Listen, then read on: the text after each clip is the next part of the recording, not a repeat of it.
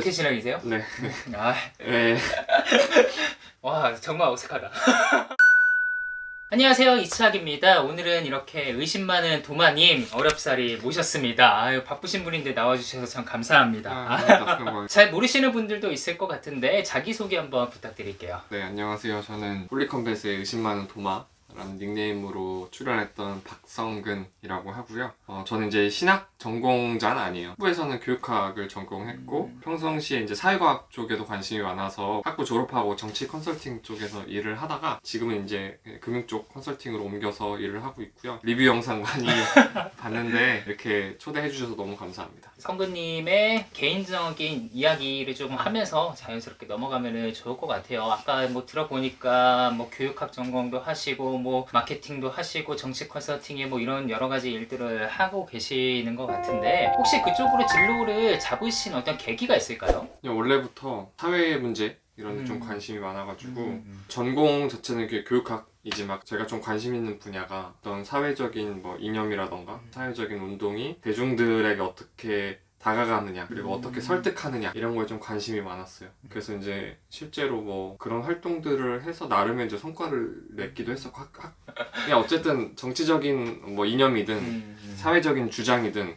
혹은 내지는 이제 복음에 관해서든 너무 우리끼리만의 언어가 아니라 대중들을 설득할 수 있는 소구력 있는 방식으로 해야 된다. 그런 문제의식 내지는 그런 마인드를 계속 이렇게 가져가려고 하고 있습니다. 약간 이런 사회 문제나 정치 이런 현재 이슈들에서 조금 민감하게 바라보시는 그런 것들이 좀 있는 것 같아요. 그쵸? 네네. 끔님면은 여기서 의심 많은 도마라는 닉네임을 쓰고 계시는데 뭐 요즘 사람들은 뭐 다 확신에 찬 도마다 이렇게 말씀을 하시는데 그 의심 많은 도마라는 닉네임을 쓰게 된 계기가 있을까요? 저는 사람의 기질이라는 게 네네. 타고난다고 봐요. 그렇기 때문에 저는 원래 어렸을 때부터 의심이 좀 많았습니다.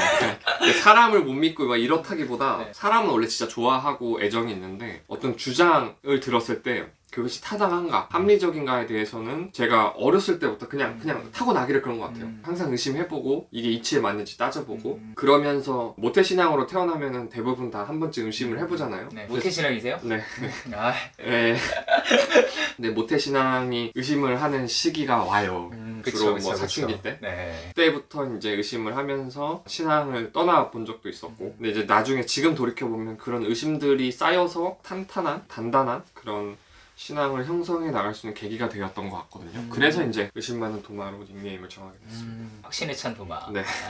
보통 모태신앙이신 분들이 그런 경우가 많이 있는 것 같아요. 아예 교회에 충성된 일꾼으로 남거나 아예 교회를 떠나거나 아니면은 그 중간에서 뭔가 갈피를 잡지 못하고 왔다 갔다 하시는 그런 분들이 많은데 아마 이것도 폴리컴뱃에 참여하신 그런 계기 중에 하나가 있지 않을까라는 그런 추측도 하게 되는데 그 학창 시절 때 의심이 굉장히 많으셨던 우리 도마님께서는 대표적으로 어떤 의심들이 좀 있었고 그것에 대해서 지금 해결을 하셨는지 이런 것들이 좀 궁금합니다. 모태신앙들이 학교에서 부딪히는 문제가 여러 개가 있는데 가장 큰 건 사실 뭐 결국 과학 시간에 배우는 뭐 창조와 진화 이런 문제고 그 당시에 중고등부 목사님 같은 경우는 그러니까 제가 느끼기에는 거의 창조과학 신봉자였어요.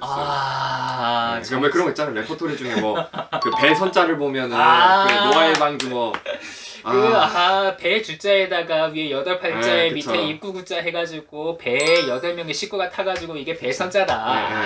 그러니까 좀 그런 이제 여러 가지 뭐 갈등 아닌 갈등들이 좀 있었죠. 그런 의심들이 쌓이던 와중에 그래도 감사하게도 이제 원하는 대학에 가게 됐는데 혹시 어느 저는 이제 연대에서 교육학을 전공했는데 와 탑클래스네. 근데 그러다 보니까 그냥 솔직히 말씀드리면 저는 제 인생에 탄탄대로가 열렸다고 생각했어요. 그래서 이제 나는 교회도 안 가도 되겠다. 안 그래도 갈등 있는 교회, 안 그래도 의심 많이 쌓인 상황에서 안 가도 되겠다. 대한민국 다 똑같아. 네, 그쵸. 비슷해요. 근데 대신에 이제 학교에 있는 기도 모임은 나갔죠. 그거는 평일날 내가 이제 학교에서 이렇게 기도 모임 하니까 나를 터치하지 말라 주일에 그 핑계를 대고자 난 신앙생활 한다. 그쵸. 하고 있다. 놓은 게 아니다. 그쵸. 근데 그러고 나서 이제 뭐 그 기도 모임도 잘 안 나가게 되고 그런 일련의 이제 과정을 거치면서 자연스럽게 신앙을 떠났죠.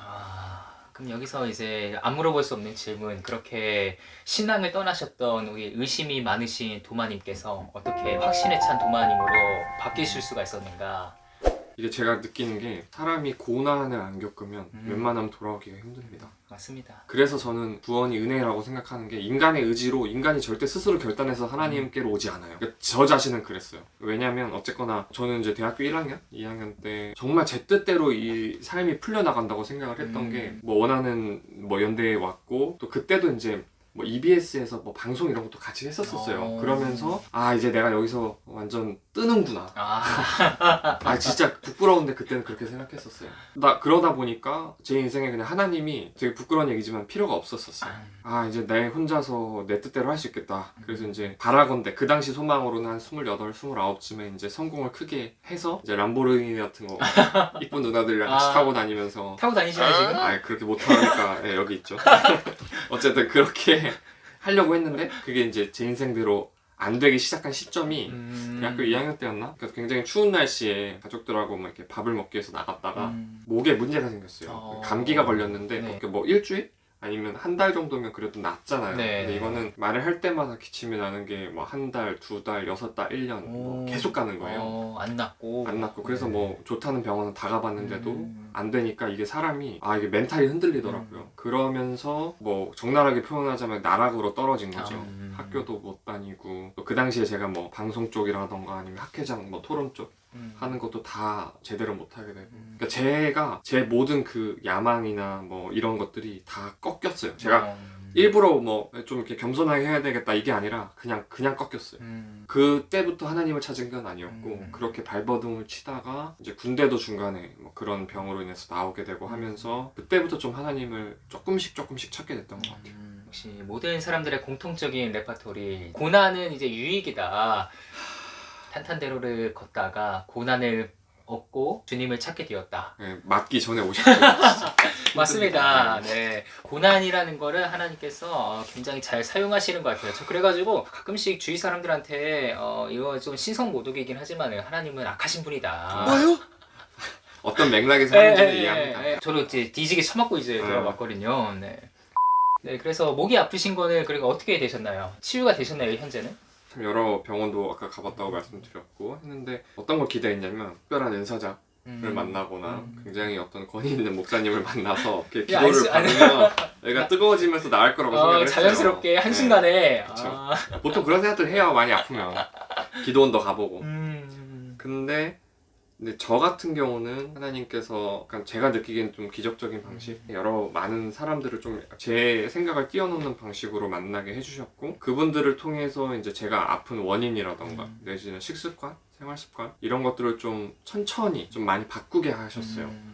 그래서 예전보다 훨씬 좋아졌고 이제는 아 내가 이걸 잘 관리할 수 있겠다 라는 범주 안에 들어왔기 때문에 사실은 이제 말을 하는 직업도 갖게 된 거고 또 이런 홀리컴백 또 출연할 수 있게 된 거고 감사해요. 감사하고 그러면 성경에 대한 이런 지식들 그리고 평신도로서의 그런 습득하신 결국에는 한계가 있잖아요. 평신도로서 신학을 접근하시는 방법 중에 그런 계기 라든지 이런 것들이 조금 궁금합니다. 그게 이제 목이 아픈 거랑 또 이어지는 거예요. 그런 거예요? 네네네. 진짜 아팠던 게 목이 아파서 힘들었던 게 한 7년 정도 되는데 그 기간 동안에 이게 목이 아프면은 참 힘든 게 뭐냐면 일단 눈에 안 보여요.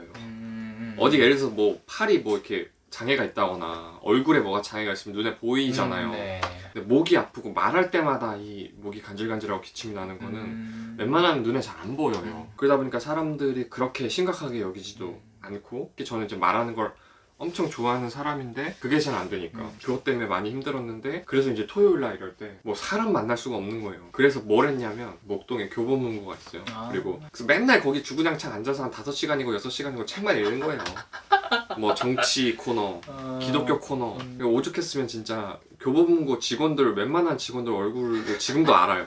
아마 그분들도 저를 알 거예요. 네, 그 정도로 읽다 보니까 이게 신학 공부를 하고 싶어서 한 게 아니고 할 게 없으니까 약간 정신과 시감의 방에 들어가야 그쵸. 가도 놓고 너 이거 다 읽어라 그런 느낌으로 하다 보니까 웨슬리가 누구고 어거스틴이 누구고 찍먹이 닮았다. 그러니까 다 이렇게 물론 이제 전공자들만큼은 아니겠지만 그래도 이제 많이 알게 된 계기가 된 거죠. 교보문고 광고 아닙니다. 계속 신앙 서적들, 신학 서적들을 읽었던 것도 도움이 많이 됐고 저는 개인적으로 유튜브 아, 도 진짜 도움이 많이 됐던 것 같아요. 그러니까 제가 약간 취미가 유튜브 그 프리미엄 가입하면은 네네. 백그라운드 재생이 그쵸, 되거든요. 그쵸, 그쵸. 카트라이더 있어요, 모바일. 네. 그거 하면서 그냥 그걸 들어요. 아, 게임을 하면서. 네, 게임을 하면서 약간 배경음악처럼. 아. 그러면은 예를 들어서 설교를 듣더라도 약간 배경음악처럼 쭉 깔리니까 되게 음. 편하거든요. 음. 네, 그거 그런 것도 이게- 있고. 이게 또 이게 괜찮습니다. 운전할 때. 네. 아니면 그냥 걸어가거나 일상생활할 때도 좀 많이 듣는 편이고.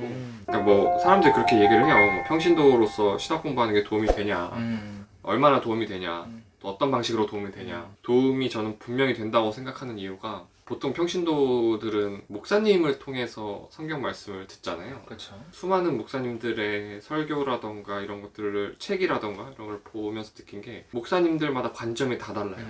뭐 누가 틀렸다 맞다 이게 아니라 다 달라요. 그래서 그때 들었던 생각이 우리는 결국 그 각 목회자의 렌즈를 통해서 성경을 접할 수밖에 없구나. 뭐 그게 틀린 방식도 아니고 가장 보편적인 방식인데 다만 저도 저 나름대로의 렌즈를 통해서 성경을 직접 목회자를 통해서 2차적으로 보는 것만 중요한 게 아니라 1차적으로 보는 게 좀 필요하겠다.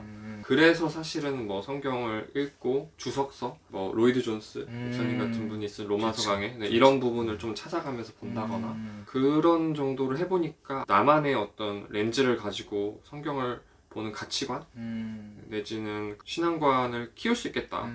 그런 생각이 좀 들었던 것 같아요. 저는 평신도들이 이렇게 신학을 하는 게 굉장히 중요하다라고 생각을 하고, 신학이라는 게 우리가 깊게 생각해서 그렇지 쉽게 말하면 하나님이 누구신지를 찾아가는 작업이잖아요. 이거는 비단 전문가들이 하는 것뿐만이 아니라 성도님들도 삶에서 그 질문들을 하고 다니기 때문에 모든 기독교인들은 사실 신학자라고 저는 그렇게 생각을 합니다. 여기서 두마니께서는 1차적으로 성경을 나의 렌즈로, 내가 성경을 읽을 수 있는 어떤 관점으로 이렇게 녹여내시는 것 같고, 그 많은 책들을 통해서 자신만의 배경들이 점점 성립이 되셨다라고 좀 볼 수 있을 것 같아요. 그 말씀 들으니까 그냥 하나 더 네네네. 첨언하고 싶은 내용이 있는데요. 저도 이제 소위 연신이라고 하죠. 연세대 신학과를 복전을 할까 고민을 하면서 이제 신학과 수업을 들으면서 느꼈던 것이, 김학철 목사님 계신.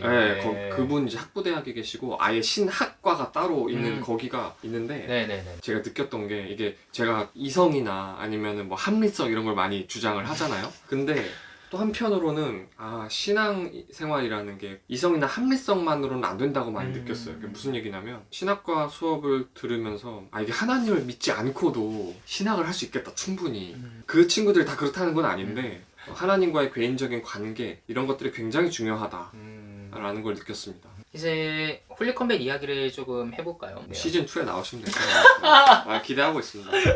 홀리컴뱃에 참여하게 되는 계기부터 한번 여쭤보면 좋을 것 같아요. 그러니까 저는 항상 그걸 고민하거든요. 진짜 우리가 진리라고 믿는 복음이 그 전달하는 방식 때문에 가짜라고 여겨지고 경시된다면 너무 안타깝다고 생각을 해요. 그게 첫 번째가 있고, 두 번째가 또 뭐가 있냐면